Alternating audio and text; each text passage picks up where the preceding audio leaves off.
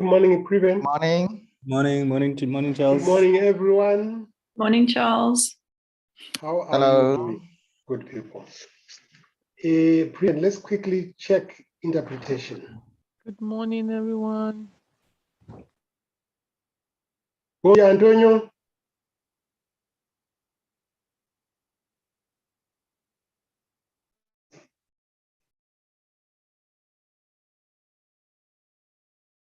Antonio, your mic is muted. Please unmute. Thank you.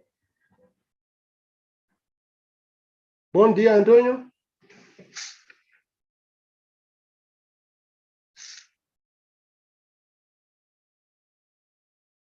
¿Cómo es la cosa?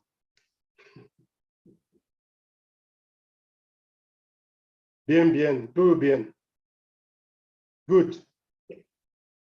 I think we are ready to go, but I can see we still have only 20 participants. Can we give them some few minutes?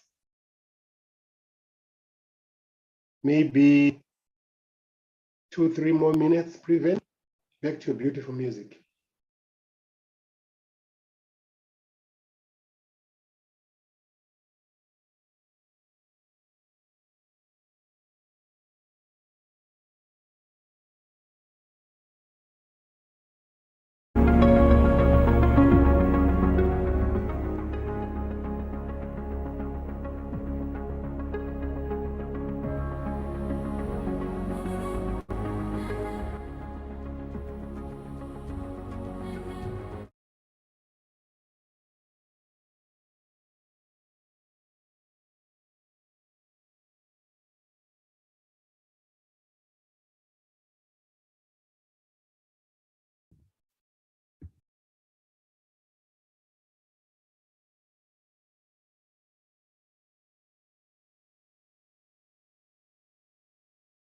Raven, we lost your music.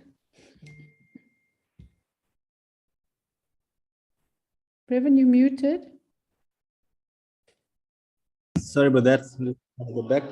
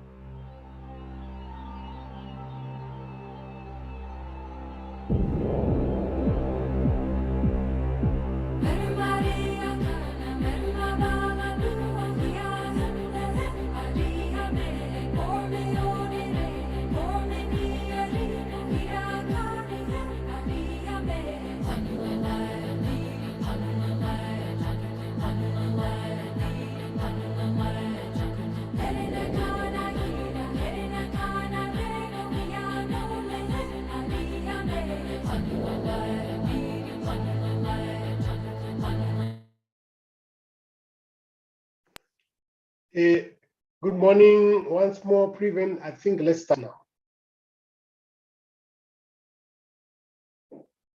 Is that fine with everyone? Can you hear me, Preven? Can you confirm?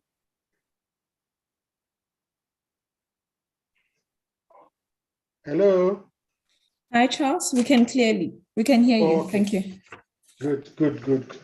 Colleagues, good morning, bon dia, and welcome to today's webinar. But before I open the webinar, I want to share the good news that we received from Vilma. We now have, in terms of registration for course, in Angola, we've got 67 participants registered. In Mozambique, we've got 70 colleagues. I think this is very good news. Well done, Vilma. Well done to those who have joined us. And thank you very much, the Rhodes team, for this fantastic work for people to register. It's not easy. So colleagues were so happy. Let me now move on to today's webinar. As you know, our webinar today is focusing on transformative learning, education for sustainable development, science and society. Very packed, very interesting.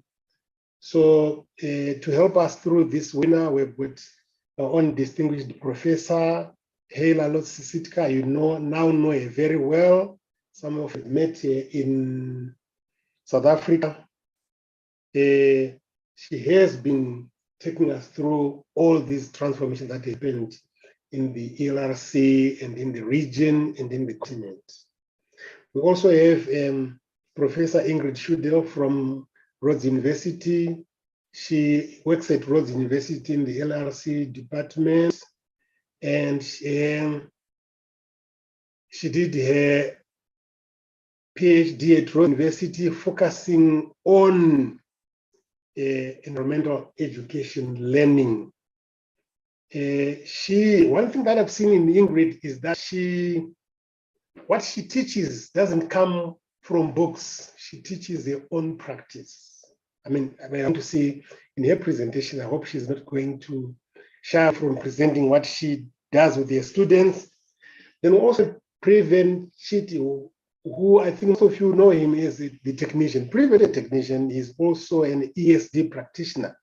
He's finishing his PhD at Rhodes University, focusing on citizen science. If you remember well, we showed a video, River Rescue Operation Makanda. It was done, it's Preven's Change Project. We also have Crispin Bugvani from Manicaland State University in Zimbabwe, who has a PhD in chemistry education, focusing on innovative learning in terms of taking community learning into the chemistry laboratory, into learning chemistry concepts, difficult concepts like geometry and the mole. He uses indigenous practices to deliver those concepts. So they'll also introduce themselves briefly as they present. I don't want to take much of their time, and I'm now handing over to who is coming first. Is it Hela and Preven? Over to you. Thank you very much, Charles, and good morning, everybody. Bom dias. My Portuguese is improving as this course Well done. Okay, so I'm going to just connect us to where we are in the course and to open up the point about transformative learning for teachers and teacher educators, which is a very important part of our course. It is module 3 of our course. So I just wanted to come back to the course and how the course is structured to remind us that we have change project guidelines, we have an orientation and an introduction to the program. Then we have the 5 learning actions. So the first one is learning action 1, which gives us orientation on how to look at ESD policy, the context in which we're doing our work, and the competencies that we would like to develop amongst our students. Learning Action 2, which we've been focusing on in some of the webinars as well, gives us information on the Sustainable Development Goals and also critical issues that the SDGs are trying to respond to in the Southern African context. And it provides guidance for reviewing local sustainable development issues in order to integrate them and bring them into education and teacher education. Then Learning Action 3, which is where we're going to focus our attention today, and we in fact started with some of it yesterday with the focus on heritage in education, is a module that provides guidance on transformative learning and transformative learning environments. And it offers tools and approaches for rethinking teacher education and classroom pedagogy to address sustainability. And then once we've worked through Learning Action 3, tomorrow we will be hearing also from our colleagues on assessment, and that is for Learning Action 4, which provides guidance on how to design and try out assessment of significant learning in ESD. And it also offers us a nice model to guide transformative assessment practice. And then once we move towards the end of the course, we come to Learning Action 5, where we are able to monitor and evaluate our change projects and then identify how the elements of the change projects can be taken forward in a process that we think of as scaling. So what is worth scaling or sharing or taking more widely? And this module offers guidance on horizontal, vertical, and also functional scaling. So different kinds of scaling or expansion of our change projects that would be possible. So we can share them across other departments. We can share them into communities. We can share them with other educators. We can also share them with policymakers. So we have, those possibilities for our change projects. So I want to come now to T-learning or transformative learning, because that is a very key focus and feature of the program. It's also the change projects themselves are transformative and offer transformative learning opportunities for student teachers and for teachers, for students, for learners, for communities, and for policymakers. So we're learning a lot in the SST program, the Sustainability Starts with Teachers program, about what that kind of transformative learning should look like. And just here are a few little images. So here's a picture of a group in our first program where we went out to look at sustainability challenges, and we were thinking about them with a systems view. We can't understand these issues unless we do systems analysis or understand them from a systems perspective. Also, we need to, this picture at the bottom here, go outside, be outdoors, and work with active learning approaches. So that picture shows that here at the bottom. We also need to think about our practices in relation to both the context as well as the policies, the curriculum policies that we're working on, which is what the thinking in this little picture at the bottom here. You can see how this educator is trying to think about transformative learning in the context of SDG 4 and quality education. And of course, one needs to also be, informed and get new knowledge and understand the issues that we're trying to deal with. So these are some of the dimensions of transformative learning that we are learning about in the program, both this program, the Sustainability Starts with Teachers program, and also the sister project, or this is a national project that we're working on called Fundisa, which is Teaching for Change, Fundisa for Change. And I'm sure Ingrid will share some of her experience from this Fundisa for Change program. Crispin will share some of his experience from the Sustainability Starts with Teachers program. So it's really interesting to know that when you do this transformative learning, you're not doing it alone. You're doing it with these large numbers of people across the SADC region who are very interested in transforming education. And to transform education, we must transform the approaches to learning. So that's why it's so important. So when we started with this work many years ago, tomorrow you'll also meet Professor Shumba, we were asking the question, what is quality education if ESD is introduced into education? And we came across the issue that it must be a kind of learning that connects with the communities, connects with the environment. So we used this idea of learning as connection early on in our work. And the reason why this is important is because when learning connects with contexts, with cultures, with our heritage, with our environments, with our societies, it helps learners to make meaning and to be more successful in education. So it's a very important part of transformative learning, this connection that learners can make with their societies, with the issues of the day, with their communities.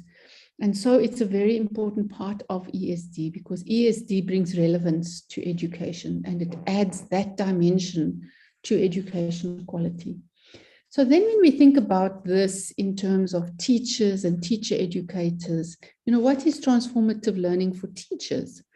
How do we do our teacher education so that those teachers that are being trained, becoming ready to go into the TVET colleges, becoming ready to go into our schools, that they have an understanding of transformative learning, and not only an understanding, but also an experience of transformative learning.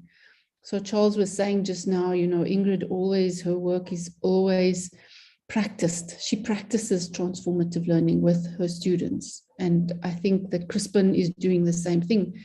So each and every one of you that is building a change project is building transformative learning experience for the next generation of teachers. So this is an important part also of what we're trying to do, is to build the experience of transformative learning for teachers. Can you just check sound?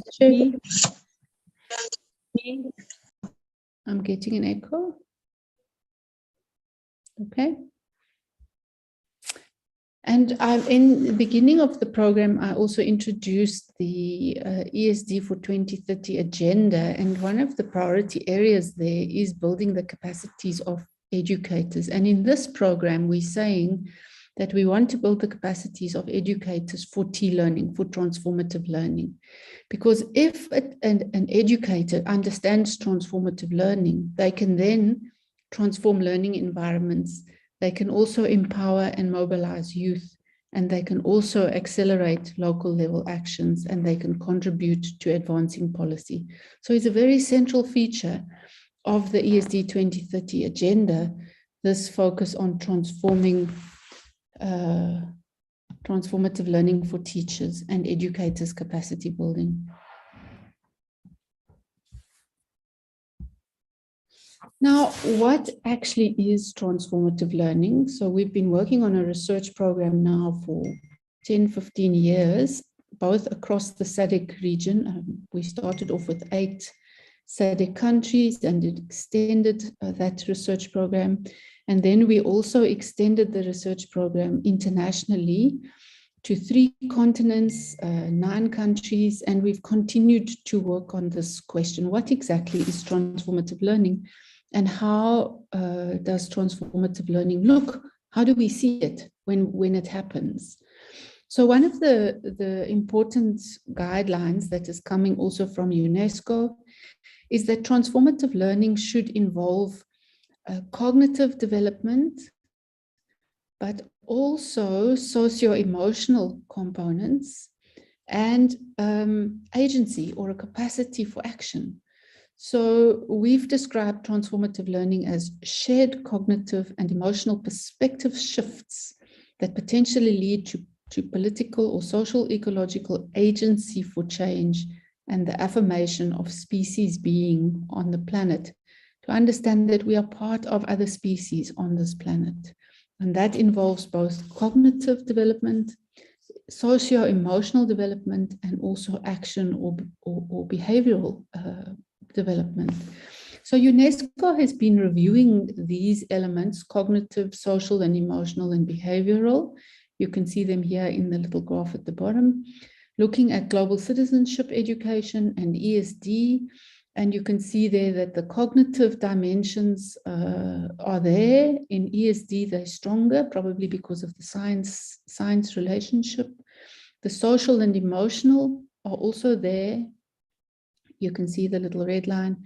and the behavioral or the action or the agency-centered elements are there. So when we talk about transformative learning, we're talking about all of these together in the education process.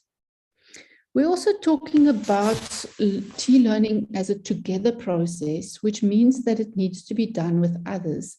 It's not just an individual, getting better cognition, better social, emotional, and better agency. It's actually individuals or groups of people together that have to work together to right and to rewrite the wrongs. In other words, to fix the problems that they are seeing in their societies. Because it's only together that we could strengthen our collective agency and achieve system-wide change.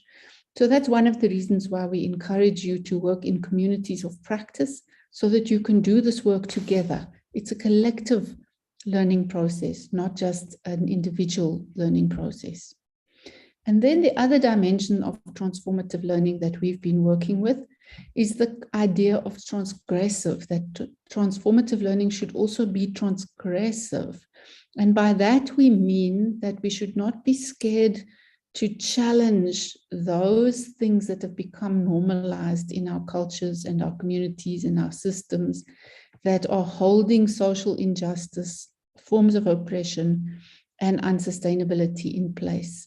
So we must be able to challenge those practices that are, for example, producing pollution. We must say it's not okay, and we must be able to challenge that. So we must be able to transgress these normalized practices that have become sedimented in our societies that are producing inequality, oppression, and unsustainability.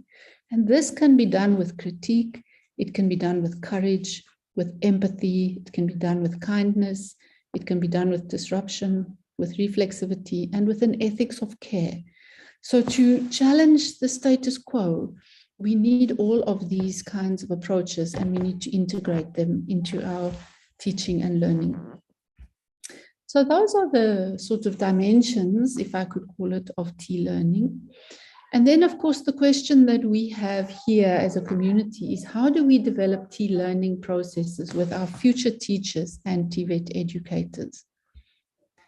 So one of the things that we've learned is that it's very important in the beginning to make time and space for co-defining or collectively defining the matters of concern, those things that are concerning people in the context, and also the absences, those things that are not there that need to be there in order to make a better life and for the world to be more sustainable. So it's important to take the time to understand what those things are as they come to us via the experiences of people and as we see them in the environment. So when you're working with your students on your change projects, your colleagues on your change projects, ask yourselves together, what is it that needs to be better in our communities?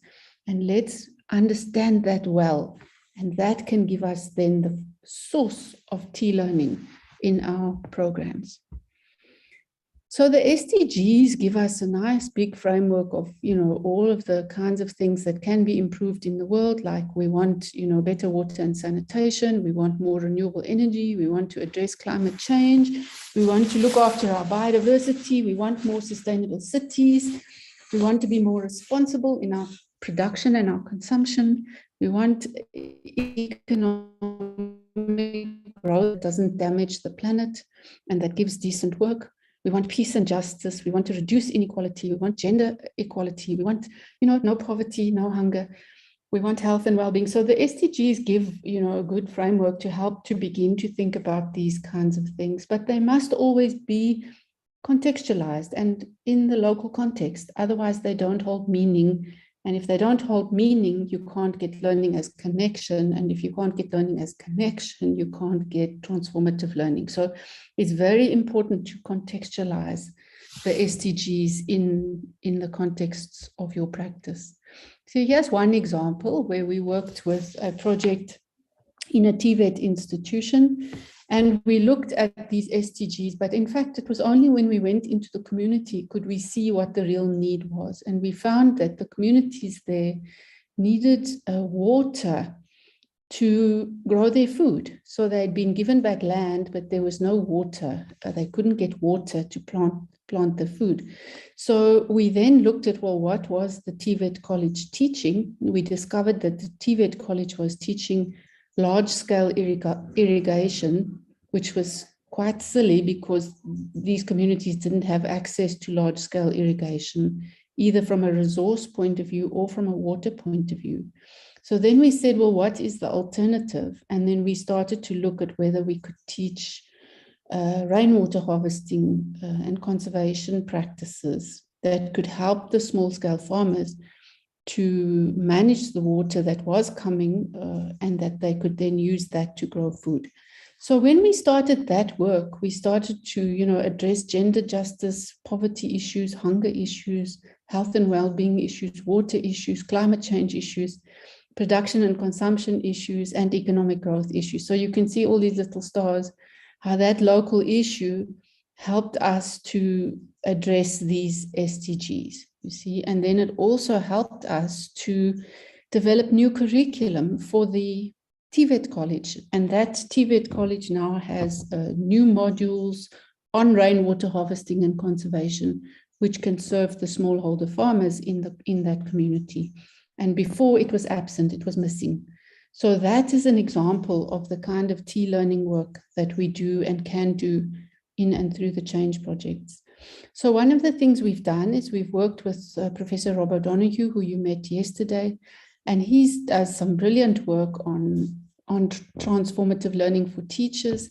And he says that the best thing to do is to start with the subjects that you have to teach, look at the local context, find the stories of what is happening, take photos of what's going on, look into the cultural heritage, and understand the sustainable development issue or matter of concern with the subject knowledge that there is, with the stories that there are, with the heritage that exists in the context, and use that to open up questions with the students, and then to undertake local depth inquiries and to use systems thinking when you're doing that, and then to think about what's going on with empathy and concern in order to work out what can be done together to make the situation better as people are wanting it to be, and to do that with compassion and with purpose, and then to try out more sustainable alternatives and assess your progress in the situation, which means reflecting and reviewing, and that will take you back to new starting points and an ongoing cycle of learning. So this is a nice little model, and we've included it in the course. It's a very important part of module 3. So I would encourage everybody to look carefully at this model and then think about this model as you plan your change project and as you involve your students. And as you come to think through what transformative learning means in your context. So this is a little tool that helps us to think that through and to move through a process of transformative learning with others.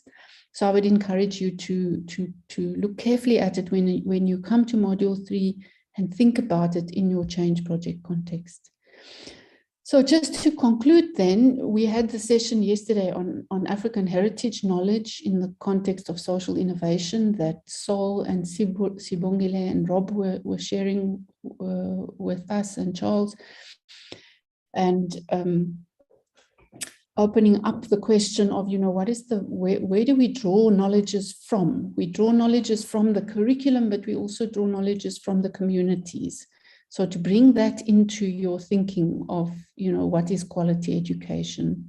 And then in our work that we did with Professor Shumba and others in the SADC region, we came up with this idea of, learning as connection. So the heritage knowledge and the subject knowledge together allow for learning as connection.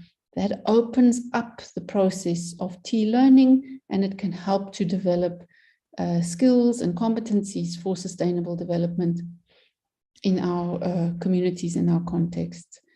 So we want to encourage everybody to try to use some of these tools and approaches to think them through as they do their work on the course, and then to, you know, work on reporting how you've experienced it, how it's working for you, what has come to the surface, what is interesting for you, as you also then develop your change project assignments, which are really just reports on the change project work that you're doing.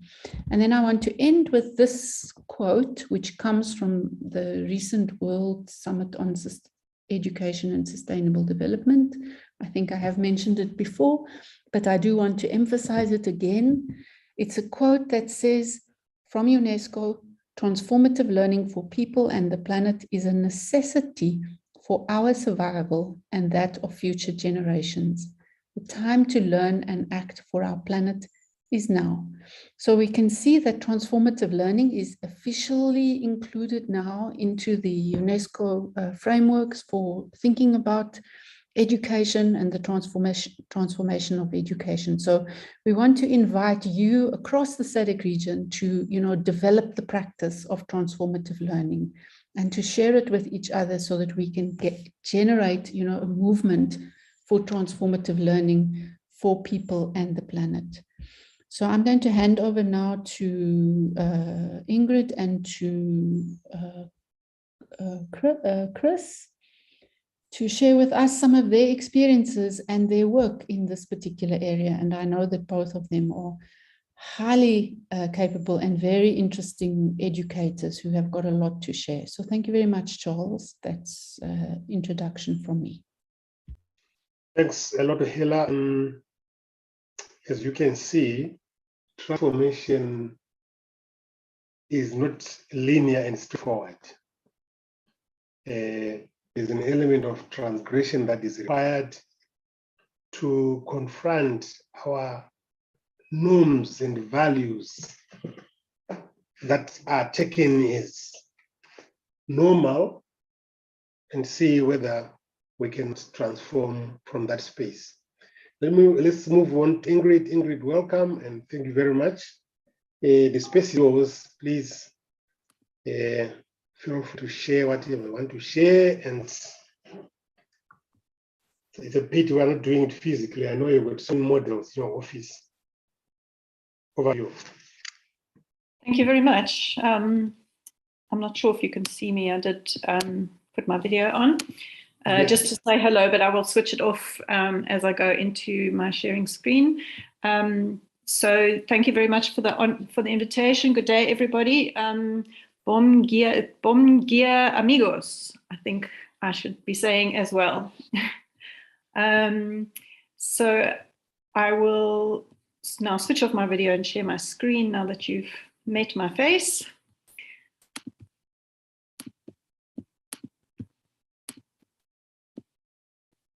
And if you could just confirm that you can see that, Charles.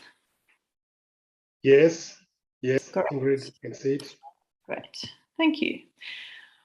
All right, so a lovely topic. Thank you very much for the invitation to talk about T-learning and ESD, science and society. My name is Ingrid. Charles has already introduced me, and hopefully I won't disappoint you, Charles, that I will be sharing very much from my practice today.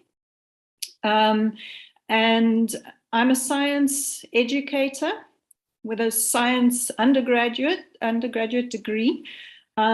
So my work in ESD is always very much informed by the sciences and strongly settled in the sciences. At the same time, I have also played in geography education because of the unmissable link between science and society, and often you find that strongly in geography education.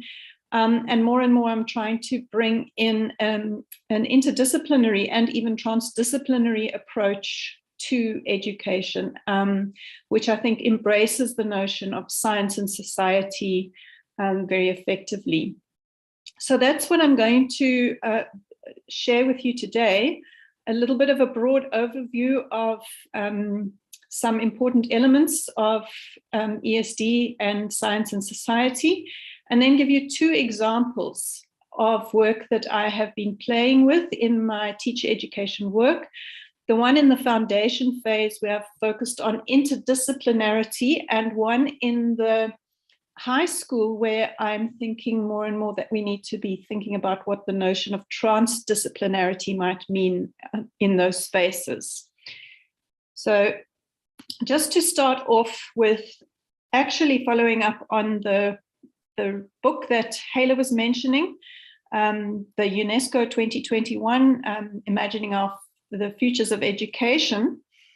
And I've drawn on quotes from them around curriculum and pedagogy. And they are trying to describe important new imperatives as we rethink and reimagine education.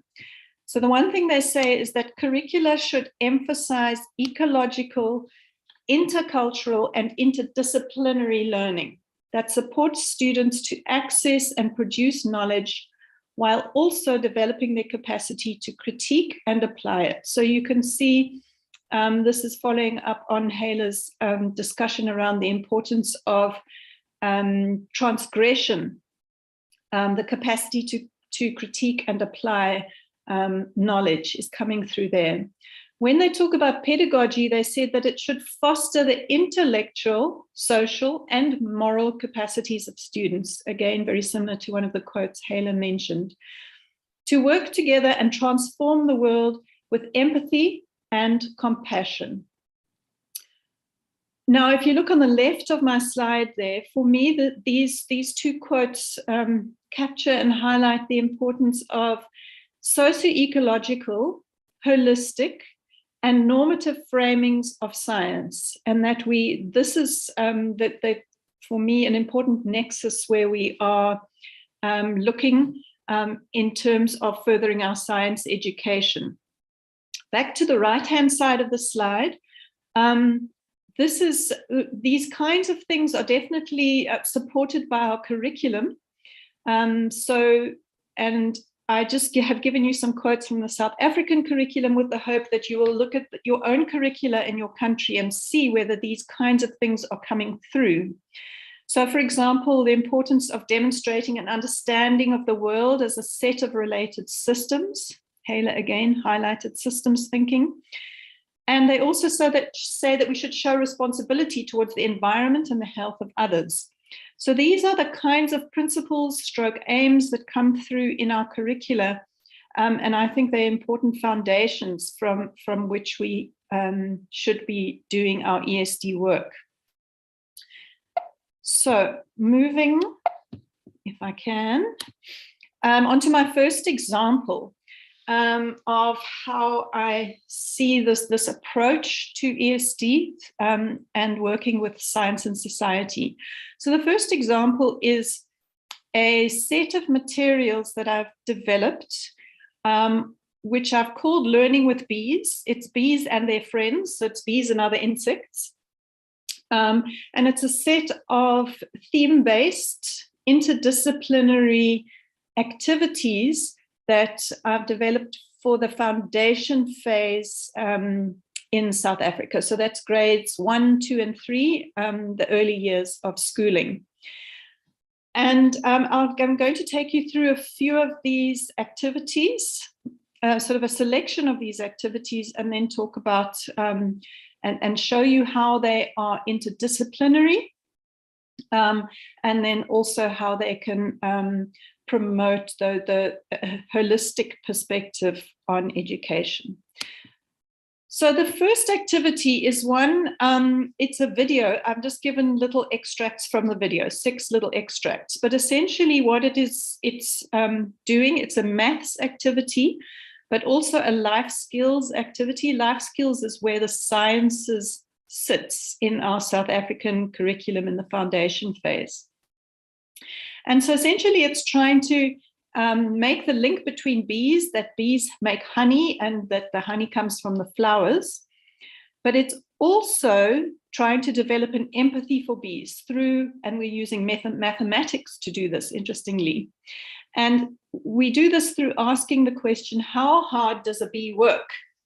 And then the video goes on to show, it's more like an animated slideshow in a way, And the children are asked, do you know how many flowers a bee needs to visit to make one drop of honey?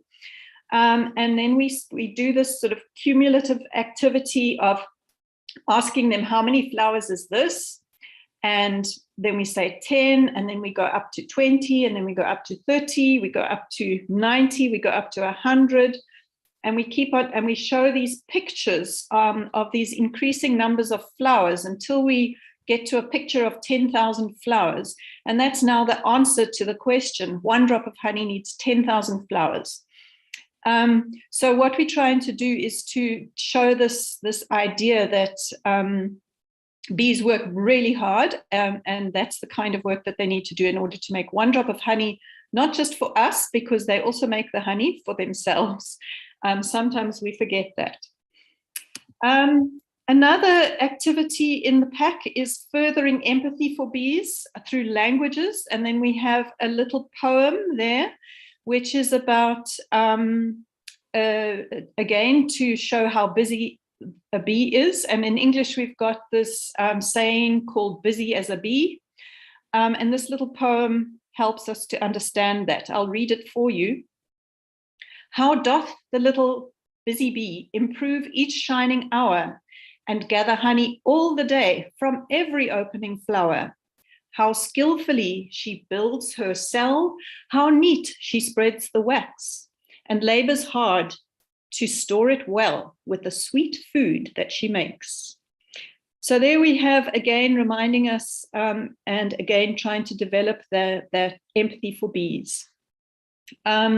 And then we've played on the right, because it's a language activity, other little sayings that also work with bees and other insects and other little creatures, with the idea that maybe the learners can make their own little poems about other insects.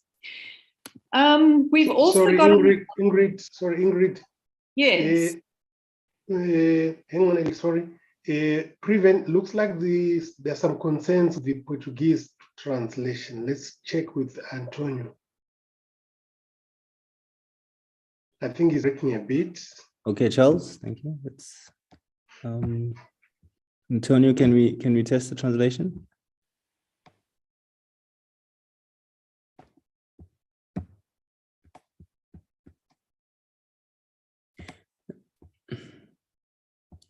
Antonio, you seem to be set on English.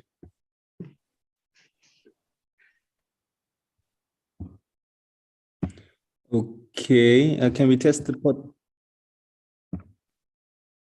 Okay, Yeah, great. can you speak, Antonio? Okay, here we are testing. Let me know if there's a problem with the translation.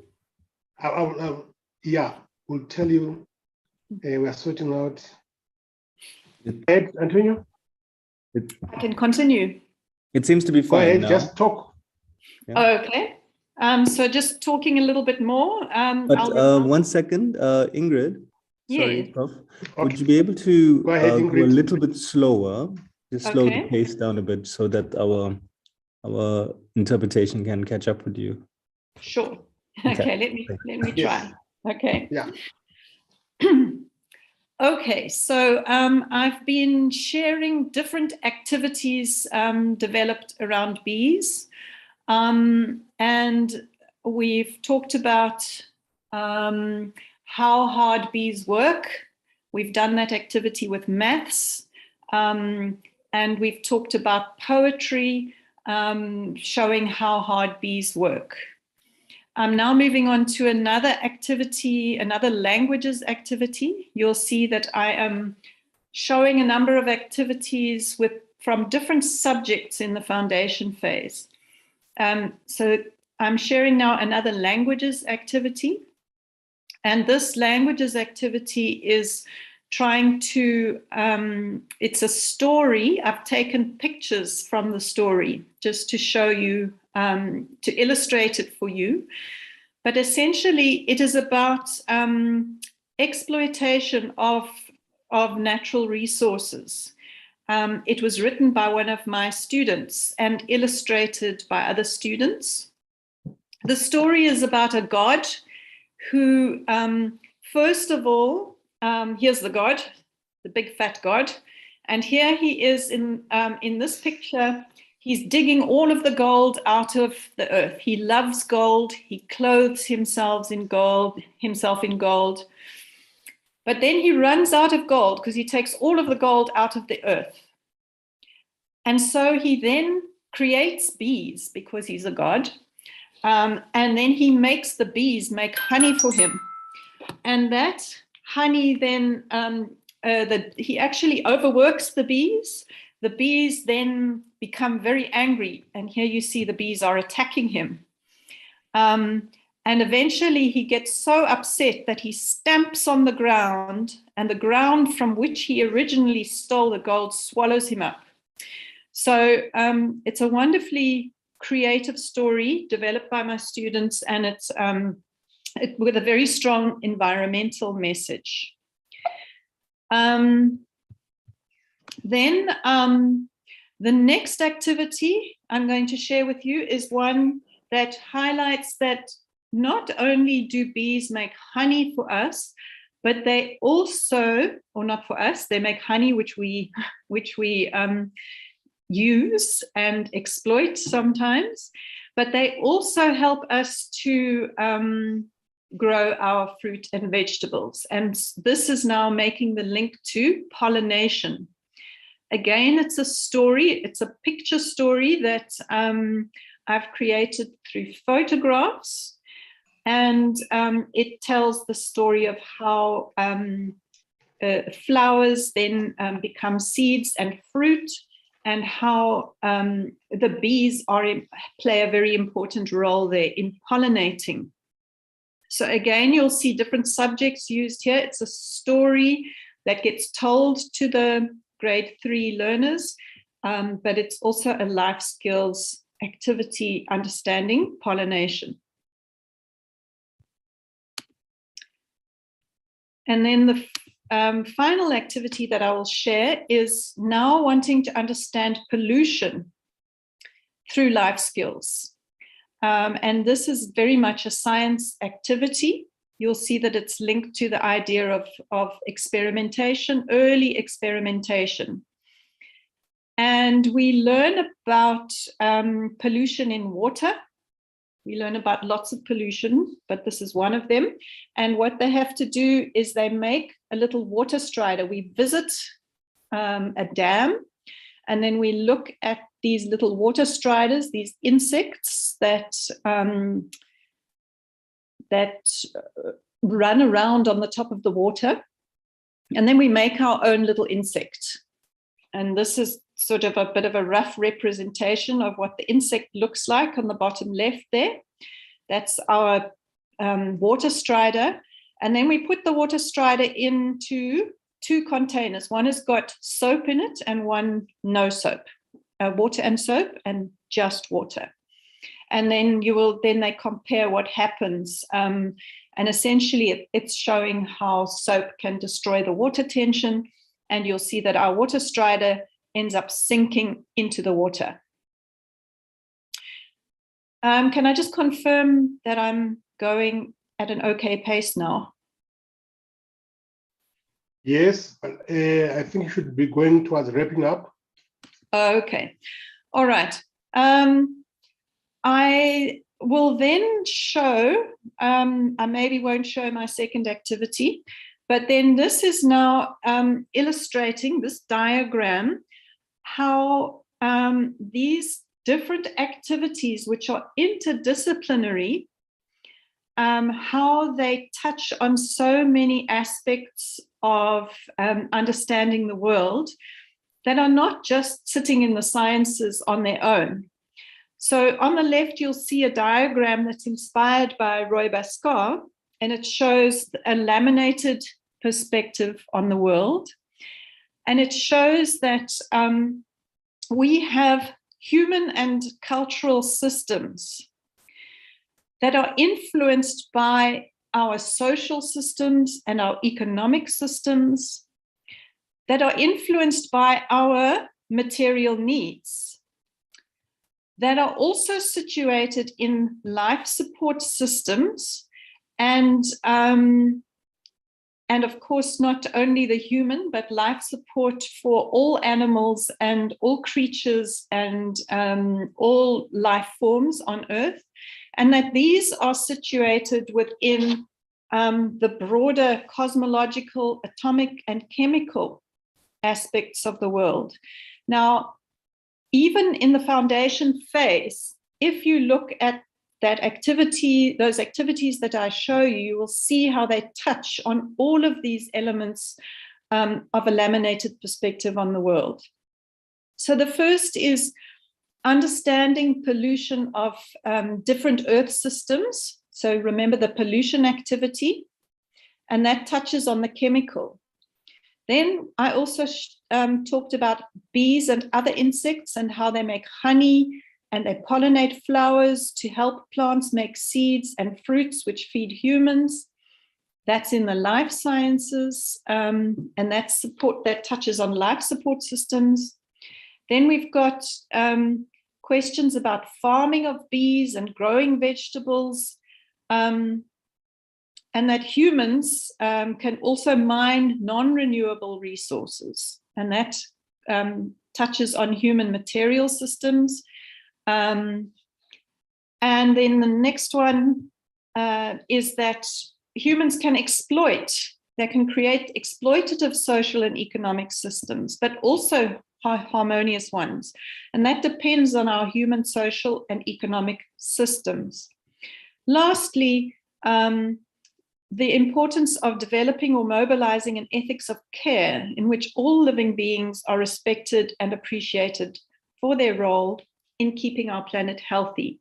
That's a life orientation question, and that fits in with human cultural systems. So Charles, sorry, I thought I would have time to go through a second example, but maybe that is enough. No, go ahead, Ingrid. Okay. I'm checking. Yeah, please go ahead. Okay. Charles, we just need to give Crispin and Previn time still. By the way, yeah. I thought Previn was. Maybe So wrap up, Ingrid. Can you touch it quickly, Ingrid? Yes. Okay, I'll just show it, but not go through it so you guys can see that it's another way of thinking. So that was an interdisciplinary way of thinking. I'm also saying that we need a transdisciplinary approach in high schools where we don't have the ability to play across subjects as easily. And I've taken an example of human impact, which is it's already a transdisciplinary concept. I've combined that with IKS, Indigenous Knowledge Systems, and Sustainable Use of Environment. These are both curricular imperatives. And then thought about, let's just take the one, for example, Hoodia, which is traditionally used by Indigenous African people, the Khoisan, to treat indigestion and minor infections. It's now been widely employed as a natural appetite suppressant to support weight loss in modern societies. Just that little bit of knowledge can show you how many complex aspects of human socio-ecological systems get touched on by just that little paragraph about Hoodia. So I will leave that up to your imagination, but show you how I have also played with the laminated system to show how even if this is a life sciences topic, how we need to understand at all of those different levels as well in order to understand something like the use of indigenous plants and human impact and sustainable harvesting. And I think that's probably enough then to give others a chance. Sorry, I didn't know Previn was still also. Thanks. Thank you very much, Previn. I think you've really attended to the broad spectrum of participants that we have. We have teacher educators for early child education. I think they've really enjoyed some of the little experiments, the demonstration, the bees and so forth.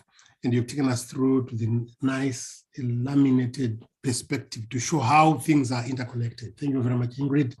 Let's move on to Crispin. Crispin, Hello. yes, over to you. Yes. Zandi can share my screen from the. Do you have advance? Yes, it's coming. Good. Can you put it maybe on slide? Yes. Okay. No, it's now there. Right. One there, todos compañeros. Good morning, all. I'm going to talk about what the other two colleagues, Prof. Ella and Ingrid, has just said. It's about transformative e-learning, T-learning, and how it is linked to transforming our teaching, as well as contributing to sustainable development. So in the next slide, I have shown a model, or sort of, which depicts teaching for transformation and impact. On the first part, you can say that on the teaching part, we need to adopt a transformative learning or transformative teaching pedagogies. What are these? We're going to see them in the next slides. And also, these transformative teaching pedagogies will ultimately lead to the learning which we desire to see in our students. You'll find that some of these participatory transformative pedagogies include action learning,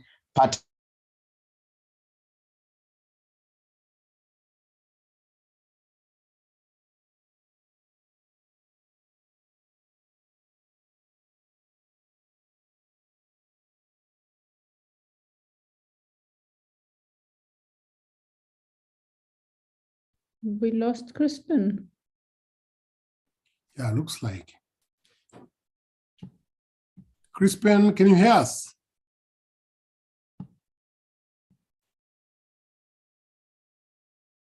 We lost him. Maybe should we move to Prevent? Then if he reconnects, we can always go back to him. Yes, okay. Maybe you can WhatsApp him, Charles. While Okay, fine. So Prevent, please jump on and give us your presentation.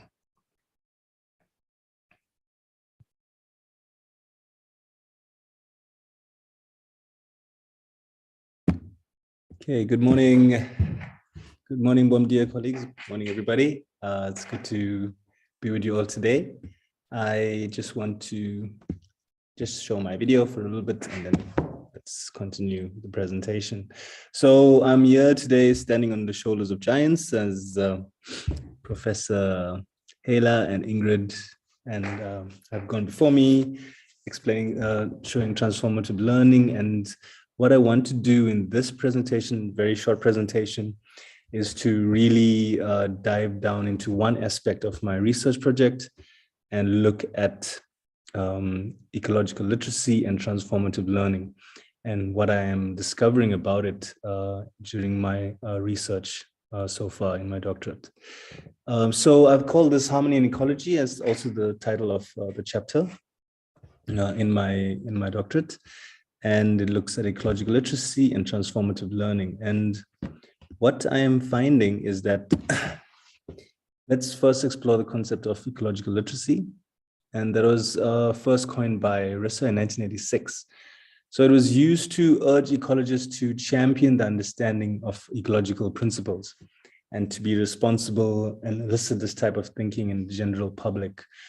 And what all has also found out is that most of the general public is not aware of the ecology or nature or our relationship to it. And it is very sad when you ask children of the modern world, where does your water come from? And they say from taps, or where does your milk come from? And they say from the shop. So there really is a very big disconnect between what supports us and what sustains us and what in reality we think sustains us. So also says ecological literacy draws on notions of sustainable development and overlapping concerns of social, economic, and ecological sustainability. So unless we have an ecological literate generation, it really is going to be difficult to achieve any of the sustainable development goals that we want to achieve. So what I've hoping to show in this study is the work I've been doing with some of the schools in Makana. This photo here shows one of the field work trips I've just taken them onto. And fieldwork has a lot of benefits. It appeals to a variety of learning styles. It enables students to develop a range of learning skills. It facilitates more contact with peers and teachers. It provides real world examples instead of routine textbook explanation. And it allows students to take responsibility for their own learning. And especially it facilitates experiential learning and fosters a respect for the environment. Most of these pictures I'm showing you are showing the children in nature, but at the bottom there you can see the teacher is there helping them with the activity as well, and I'm in the background taking the photo. And really it is extremely difficult to achieve an ecological generation without teachers. So even though teachers may be absent from these photos and that I'm showing you, and we are, and all our work focuses, most of our work focuses on youth and youth empowerment and learner empowerment. It really is impossible without you, the teachers. Teachers are the champions of sustainable development, the champions of ecological literacy. And if you see most ecological programs in schools, they would not be able to take off without the sterling work and hard work done by our very, very passionate teachers that we have. So it really is a really big thank you to those teachers in the past. And what this project hopes to do is try to help teachers create and curate more experiences that enable ecological literacy. And what my research is showing is that immersing oneself in nature with the students really does bring that to the fore. And nature does not have to be far away in a nature reserve. This picture was, if you notice, Prof. Hala showed you earlier, one of the SST programs we had in 2019.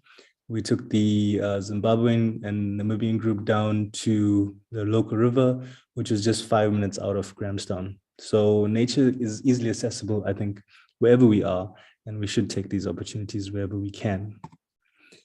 Fieldwork also in environment education is about reconnecting young minds, body and spirit with the natural world, as it is about allowing the space for critical thinking about environmental issues and solutions to emerge. So here we're seeing that fieldwork and working practical with activities with nature really enhances critical thinking, and also then transformative learning can also occur.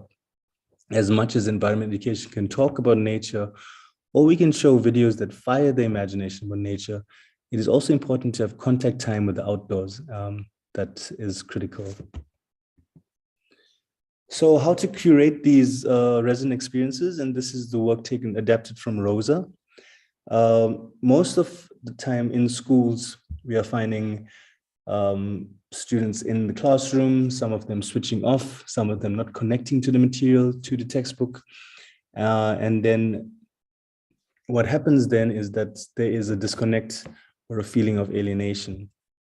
So a teacher who is hoping to create resident experiences has to reach out to the students, and the school or the fieldwork trips create these resonant spaces where the students can be riveted by the material, feel accepted, feel that their voices can be heard, and both the teacher, student can have resonant experiences together. A resonant experience is a transformative experience. It is when you really feel that you are in a positive, transformative event. And I'm sure sometimes you felt it. You can feel it at any time sometimes when you're in the company of friends, sometimes when you are out in nature walking, or sometimes when you're listening to music. it really depends on what it means to you. And that's why it is quite difficult to grasp or to set up. But these experiences do happen to all of us, I believe. And the more resonant experiences we create for each other, the more we're able to transform our learning experiences. So the school then becomes a zone of resonance, and it enables learning and discovery. Then creative and critical learners can emerge. So one of the other activities we're doing here is a poetry and solitude activity, where we give the learners time to engage by themselves, 15 minutes alone in nature, no talking, no cell phones, no discussion, just themselves, and maybe writing some poetry. And what we find here is that the students really do come with some really deep, powerful material that they've been able to find just by spending some time with themselves and disconnecting from the normal stress and rush of modern living. So I've done this activity with numerous school groups and teachers and learners, and there's never been where a positive experience hasn't occurred. And most people enjoy this activity and then say, why such a short time? Most people want more time, actually. Discovering together as well. Discovering together about science and nature creates practical relationships and resonant experiences within nature. So this is also a chance for learners to work out and discover together. And really, by doing practical activities that are aligned with the school curriculum, allows these transformative learning experiences to occur within the curriculum itself. We also were able to do art experiences. So asking the learners to go around in nature, find some materials, and then create a work of art that represents their relationship with nature. And so we find also that art activates all their senses and allows for the expression of what one feels is one's relationship to nature. And it is quite astounding, some of the art projects that these learners come up with, the colors and the materials that they use to describe what they feel. Some of them become very philosophical and very deep. And even these kids are very young. Some of these kids here are in grade 7. They really have a sense that there is an ecological crisis. And so it is good to take kids into nature to show them that they can also be a part of a solution as much as there is a crisis at hand. So in my final slide, I'm hoping that it may be only through reconnecting and resonating with nature, again, that we will be able to navigate a way out of climate change and a burning planet. So the focus of the research really is how to activate this connection in youth, in learners and teachers, and thus enable transformative learning. And it's only through champion teachers and teachers. It doesn't have to be natural science teachers or geography teachers. I believe all of the learning areas, as you can see in this presentation, we went through most of the STEAM, the science, technology, arts as well. There was maths included in some of the practical activities that they were doing. All of this enables the learners to really understand themselves and their relationship with nature. And the more activities we can do like this with our learners and teachers together, I believe we can create a more transformative learning environment for the future. Thank you.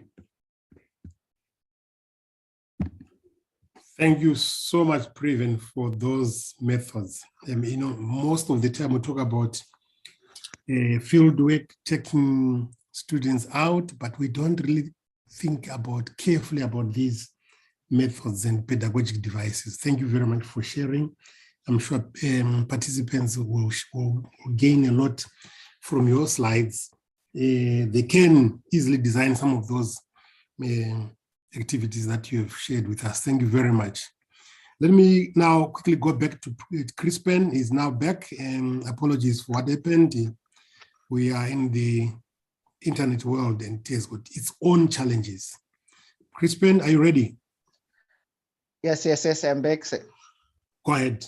Thank you. Right. So I was talking of teaching for transformation and impact. So it means that our teaching should be transformative. and it should give or provide impact to the people or the students whom we are teaching. So we need to adopt a transformative teaching and learning pedagogies, which include action learning, like what Preven has been just saying and other previous presenters have just saying. Our teaching should be participatory learning, and we should also provide for co-creation of knowledge with our students that will make or produce a meaningful learning which transforms our mindset. But the idea is to transform the mindsets of our students, the mindsets of our communities, so that we create what I can term a new worldview, which was in the worldview which we are anticipating, the ESD worldview, to see that all these things or the learning which we are doing is interconnected between from nature, our culture, and all the things which surrounds us, which will also bring up about the transformation which we need and the impact which we see from the learning which we have impacted. So the impact of the learning should be felt through the change activities in the society. So the learning itself, it should be impactful, and to see the changes, we need to see the changes through the activities which our students will be exhibiting through the learning they would have adopted from what we have taught. So looking at a case, why do we need transformative teaching and learning in science or in learning in general? So we need to, for example, in science, we see that science is perceived as a difficult learning area. But is when we look closely to it, we can see that nothing might be very difficult. And teachers also have got a challenge of being unable to assist adequately the students due to lack of adequate science equipment and laboratories. So providing an education linked to a people's life.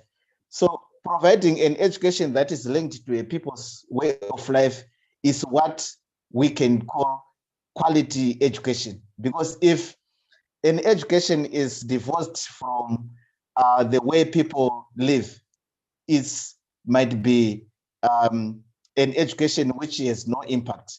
So a relevant and inclusive quality education is that which responds to the needs of the society. So in teaching, it means that the nature, the way we'll be teaching should be linked to how our students, our people in the society are living, and should also be assisting them on how best they can live their life. And that's the essence of why this project, this program, sustainability starts with teachers.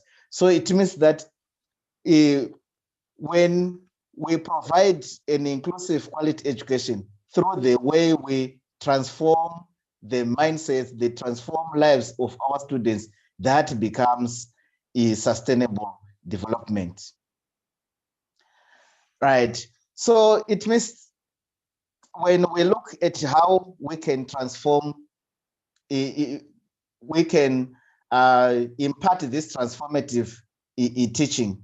It means that we need to look at what we can call curriculum mapping and linking to the sustainable development goals. So we should carefully look at the curriculum topics and how each topic is linked, or how each topic is responding to the SDGs.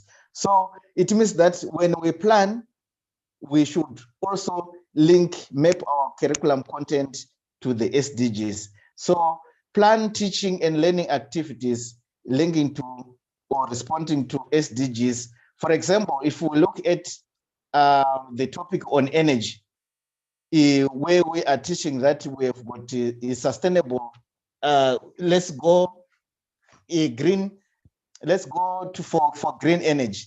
It means that that topic is linked to SDG number 7, which also looks at affordable and clean energy. So accessing to renewable, safe and widely available energy sources like solar. And also it is related also to climate action. How are we regulating, reducing emissions and promoting renewable energy? So it means that we need to practice what we teach and teaching also from those practices.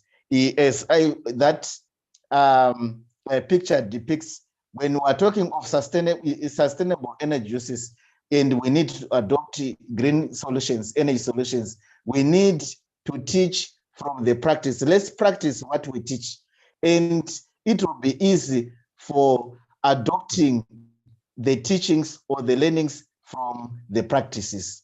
And so that it means that our teaching should be linked to the desired practices. In the next slide,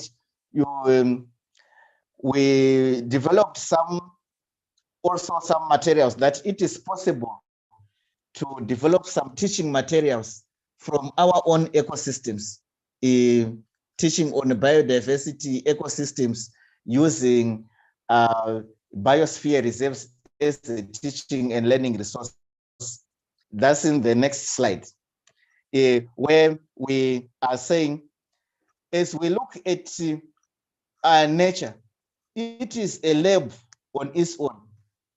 We do not need to go far to look for where I can teach the topic on ecosystems, on biodiversity, when we have got such areas as biosphere reserves, our natural reserves. So we are able to teach the various types of species which are found in a particular area, and the biodiversity which is also available, and the link between the land, water resources, and how to protect them.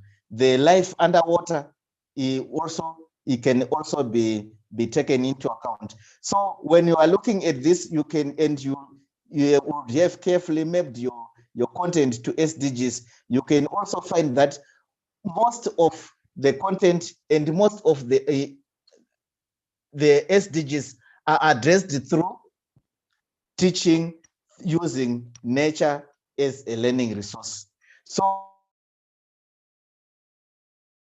I've just said, we need to have action learning, participatory learning. Take your students to these sites and learn directly from nature. So learning, because if we say learning is a permanent change in a behavior, it means that we need to actually change the behavior, our student to the desired behavior, which we anticipate through active participatory pedagogies like action learning. Participatory learning also brings about a co-creation of knowledge and shared understanding, particularly on sustainable development issues. So we need our students to participate in all activities, and also their reports they produce through active learning, and this participation will bring about a shared understanding of sustainable development issues. And this means that an all-inclusive approach enhances the chances of adoption and institutionalization of curriculum changes and their commonly shared views, contribution in enhancing quality education. Like that, when we are also on the topic of industrial processes, you can use an example of a traditional peanut butter making in describing the processes which are involved. Why do we pound the peanut butter? Why do we need to roast them first? And all those things become, they are part of the sciences with the need to increase the surface area, the need to, why do we need to to toast them before we actually grind them. So you find that these are the things which they do they do every day in their homes, and they can be also be taken aboard when we are teaching in our classrooms as well. And there's also a lot to learn, as in the next slide, from the indigenous knowledge systems. You know, most of these things which we term or which we perceive as difficult, they are not difficult, but when they are given English terms, that's when they become difficult. But these are the same science concepts which will be learning, which will be practicing every day. So it is cultural practices, so that this cultural practice can be used to explain scientific phenomena. For example, the traditional beer brewing, we can learn the process of fermentation, enzyme activity. For example, you find that what are the conditions which are necessary for fermentation? How is fermentation, how does fermentation come about? Why do we need enzymes enzymes in the process? So you find that you can explain the enzyme activity, enzymes as living organisms, and their part in fermentation. And why do some beers then get sour through the oxidation of what? Alcohols to acids. So all those processes can be explained in the simple practices, taking that process, beer, traditional beer brewing process, to the actual classroom, or there can be activities which can be done at home with a clear guide. This can be easily teach science concepts like fermentation, enzyme activity, oxidation, and the like. So it means that our rich cultures, we have got rich cultures in which our everyday practices are pregnant with science, and we can take advantage of these practices and explain the indigenous knowledge behind the practices as we learn science and as we also learn other learning areas. We can also adopt a project-based teaching and learning in science. You'll find that when we adopt this approach, we will be learning, will be from providing solutions to real life problems. So if we are trying to solve a particular problem in real life, then you craft that as a project, as a science project, then you do it with your students. And in that way, learning becomes very easy and meaningful, because at the end of that learning will be a real life problem solving. So this also develops problem solving skills, critical thinking, teamwork, which is critical in learning, and also participatory learning. So it is also important that all these projects be linked to the curriculum content, and also link, like in the first presentation by Prof. Vela, that when you are trying to solve a particular problem, see how it is linked to each of these SDGs. And it will, in fact, that's how we achieve lifelong learning and sustainable development. And also, the assessment of such a component should be included through this project work. And through the utilization of nature resources, we did a change project which we tried to use nature resources and cultural knowledge and practice in teaching science.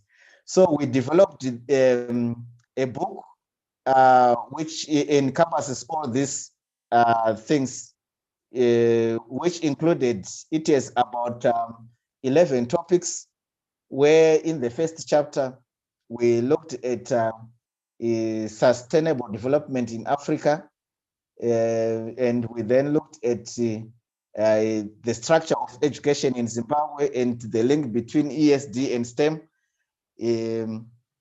and the biosphere reserves, which are the natural reserves which we tried to utilize in the teaching of science.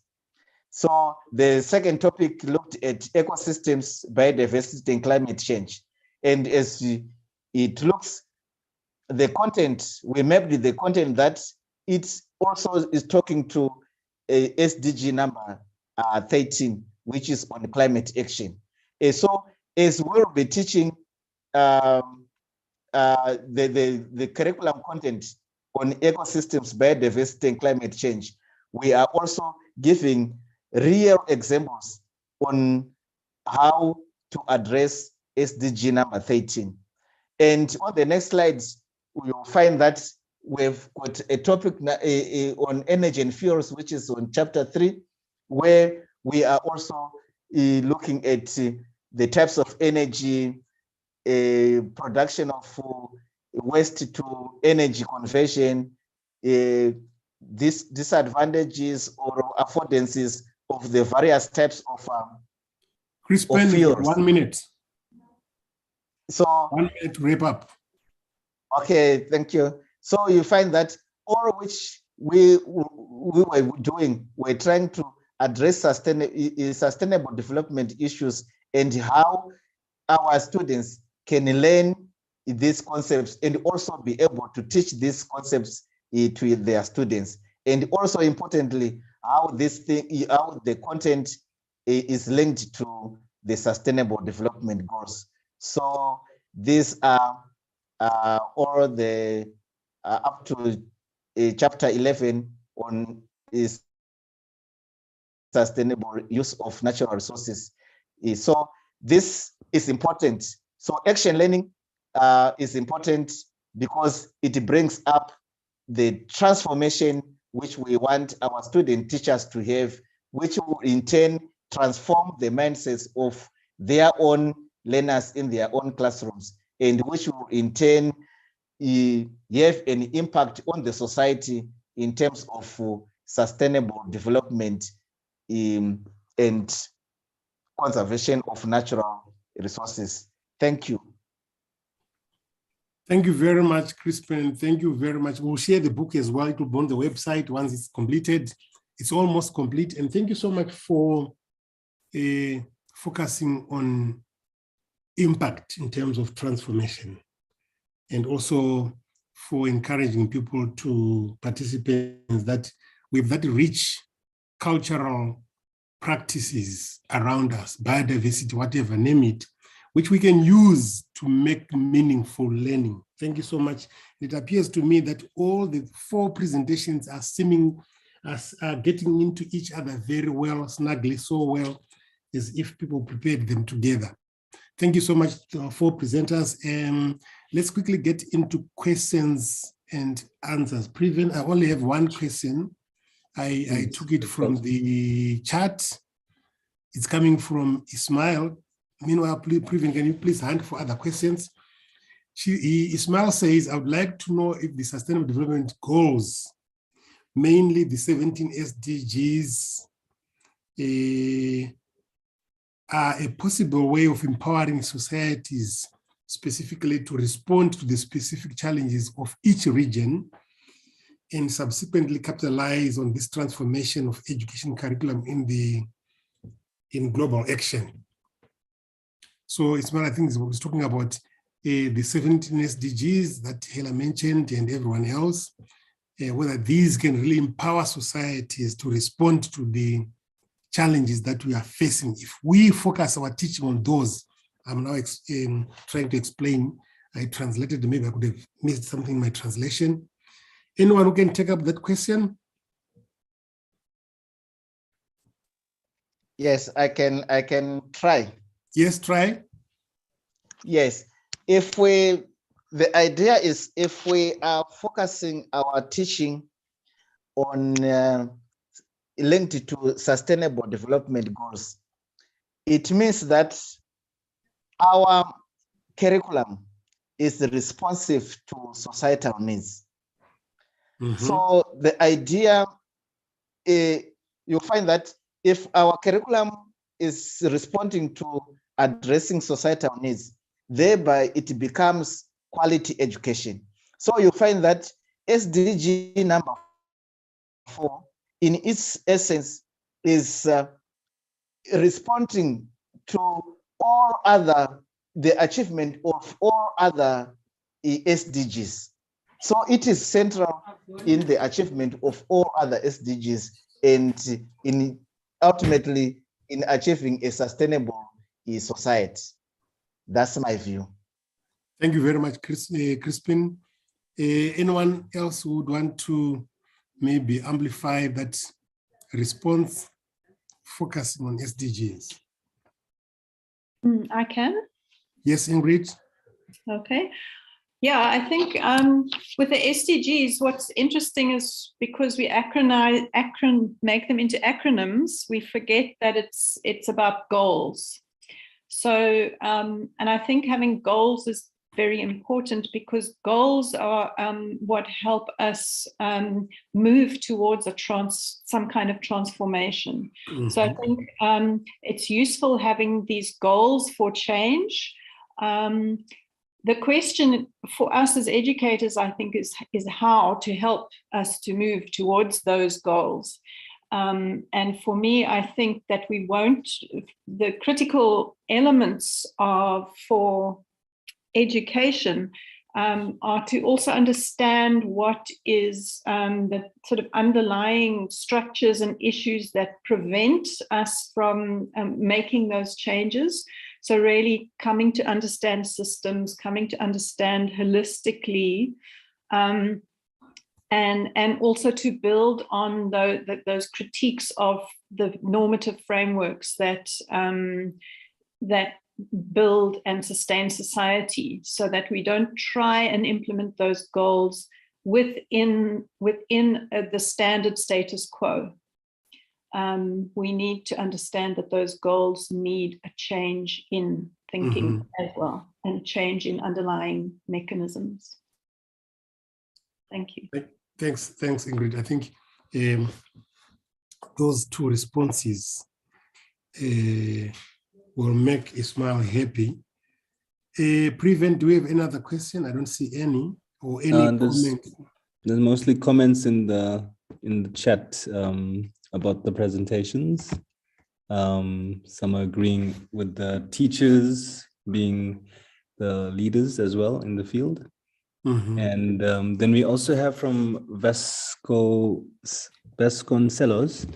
He asks, to all the panelists, we really love to have the contents you shared here through your slides. Yes. And Julio also asked for the links, like how we shared them yesterday as well, if it's available. And can you respond to that, Prevent? So, yes, definitely. Thank you, Charles. Yes. Yeah. Thank you, Charles. Yes. Yes, Vasco, and to all our participants, all of the presentations will be uploaded to the website. So there will be a panel that will say presentations, and Vilma is uploading all the presentations that we've had through the last week and a half so far, and continuing till Friday. So you'll have access to presentations. You'll also have access to the recordings of the live stream of these webinars as well. And we've shared the link. I think we should continually share the link to the website, the SST website. Is that so, Prevent? Yeah. Yeah. Yes, we'll share the link as well in the chats. Yes, good. Thank you so much. Hela, quick closing remarks. Thank you very much, Charles, and thank you very much, colleagues, for the lovely presentations. I think collectively they just showed the possibility of transformative learning and also ways of thinking about conceptualizing transformative learning, from, Ingrid's multi-laminated interdisciplinary view with a very practical pedagogical activity that shows it up. Previn's work on the field work and Crispin's work, of course, locating science within our heritage-based knowledges as well, in order to make that learning as connection, the transformative learning come through.